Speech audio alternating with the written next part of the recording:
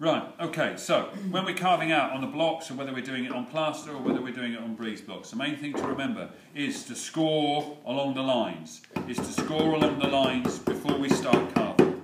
For the simple reason is, if you don't score upon it, if you're going to carve away like this, and you're just hacking it away, it's going to break unevenly. And if you want it, you might take a chunk out of a piece that you don't want. So always score.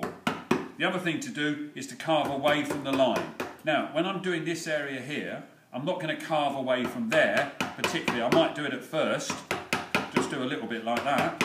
But basically, if I'm going to be carving this bit, I'm going to want to take these bits out first.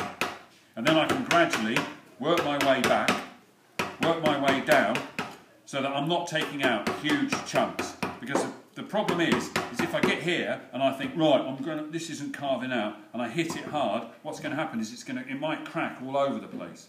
So always do it away from you, always do it away from the edge, always do it away from the edge like this, and then gradually you'll cut off a chip like that. Now the reason why this bit came off there and didn't ruin this bit is because I'd already carved down. Can you see that?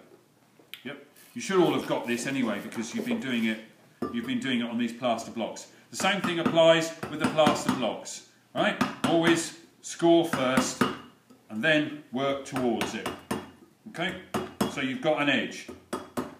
Makes everything even. Then, of course, you can go down, and it's highly unlikely that it's going to break. It's going to break off in the wrong place. When you're using stone, it's not a problem because stone is much harder. You wouldn't necessarily have to do that, although it is good practice.